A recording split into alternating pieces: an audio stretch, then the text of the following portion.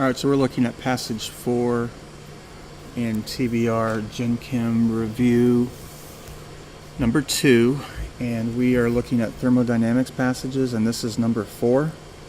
So we're going to start with, and let's just start with number 22 and just sprint along. Entropically favorable. The concept that I would hold on to is that the entropy of a gas is greater than the entropy of a liquid is greater than the entropy of a solid, because entropy can be defined as the reversible heat as normalized by a temperature. So when temperature increases, entropy increases. So if you distill ethanol from octane, that is one I probably would just move on to the next one. That one's a bit more complicated. Solvation of a salt by water. You're going from a solid to an aqueous ion. This is not always entropically favorable, but most of the time it is. So I think B can be eliminated. Sublimation of a solid, you're going from solid iodine to gaseous iodine. Definitely increases the entropy. We can eliminate C. If you diffuse a pure gas into the air, that clearly is going to increase entropy as well. Therefore, I'm going to pick A as the best answer for number 22 by elimination. When you have balanced equations, finding the delta S value is very simple. The side that has more moles of gas or the side that has more disorder. So certainly in 23, A has more disorder because you're solvating solid NaCl. If you look at B, this delta S is going down, so we can eliminate B. If you look at C, delta S is going down because you're going from 3 moles of gas to 0. In D, you're going from 2 moles of gas to 2 moles of gas. That delta S should be about 0. The best answer is going to be A. The addition of a catalyst most changes the rate of the reaction. That's simple. It does not affect any thermodynamic parameter. It won't affect free energy or enthalpy or entropy. Doesn't affect the value of the equilibrium constant. Simply allows us to establish equilibrium faster. 25. Let's look at this mathematically, because I think once you use this sign chart, it's very powerful in terms of solving problems. We know, of course, delta G is equal to delta H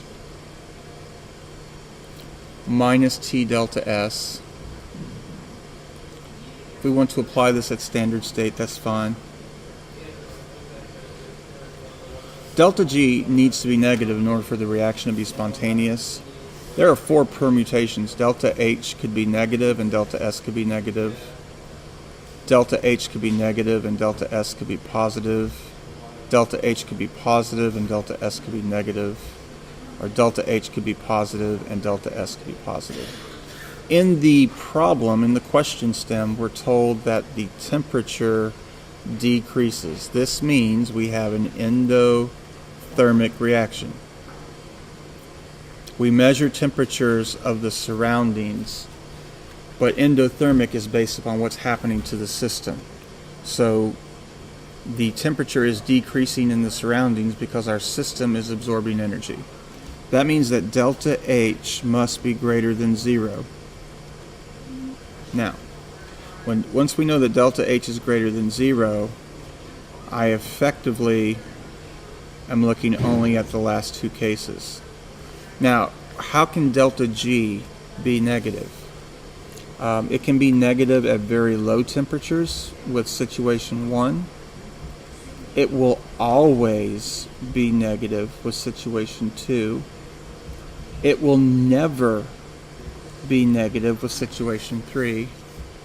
And it will be negative at high temperatures with situation 4. We're assuming that it is spontaneous, therefore this tells us that these conditions must be met, which means that the delta S must be positive always.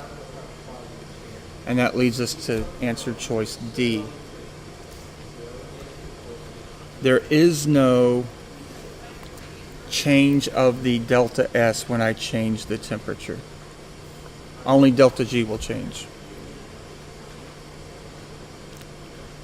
The delta G observed for a reaction can be found by which of the following equations?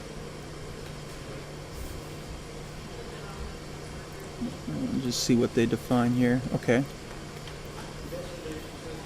We're given that delta G observed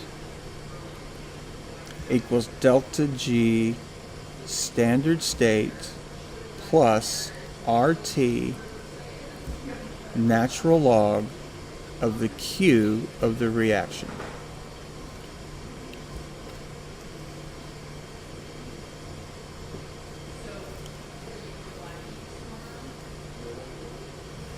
So let's go here and just kind of raise this a bit.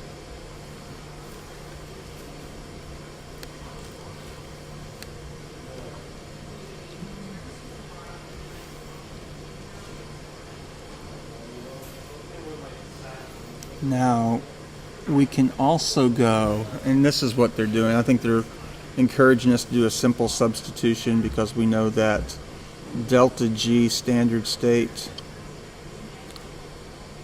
is minus RT log of K EQ. So I'm just going to do a simple substitution. And so I'll have minus RT log of K plus RT log of Q. Now these are both base E logs, so I can write this as a single logarithm. So delta G observed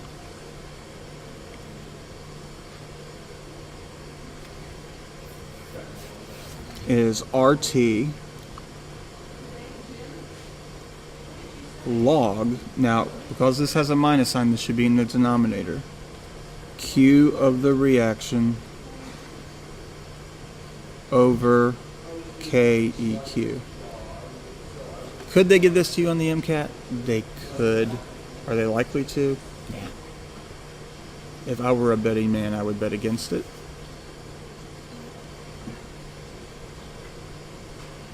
It looks like it matches up with A pretty well. Because that's minus, it belongs in the what? Denominator, right? So log base A of X minus log base A of Y is equal to log base A of X over Y. It's a property of logarithms. So 26 is A. All right. For a reaction where the reaction quotient is greater than the equilibrium constant, that means the reaction is going to be favored in the reverse direction. So basically what it means is that we've produced too much product, and to reestablish equilibrium, we need to go in the reverse direction. So delta G observed would have to be greater than 0, and I'm going to shift it to the reactant side. A looks really good to me. So if it was less than 0, it would shift to product, so B's ridiculous. If it's greater than 0, it should shift to reactant, so C is ridiculous. And D's not true, because the reaction quotient is greater than KEQ. So it would be at equilibrium if the reaction quotient was equal to KEQ. It would go in the forward direction if Q was less than K, which means I haven't produced enough product. 27 will be A. And then finally, number 28.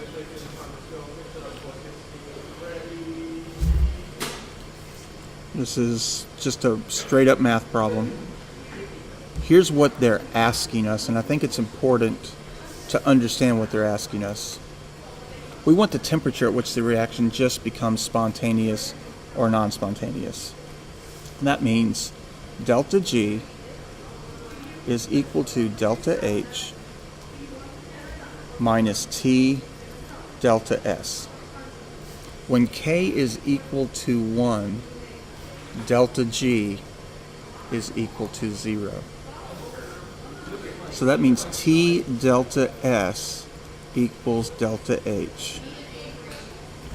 And T equals delta H divided by delta S. Now we can plug in our values. We got to make sure our units are the same, and they're not here. So I would do 12,500. Or you could do this. You could say, let me erase this quickly. You could say 12.5 times 10 to the third joules per mole divided by 25 times 10 to the 0 joule per mole Kelvin. So Kelvin would be our answer. And this becomes a 1, this becomes a 2. That's 1,000 divided by 2 Kelvin. That is 500 Kelvin, which will be 227 degrees Celsius, in case they get cute with us. And they did. Did you see how they did that? Mm-hmm. Oh, bastards. We beat them at their own game. Ha ha. And that's how we do that one. Okay, that's no problem.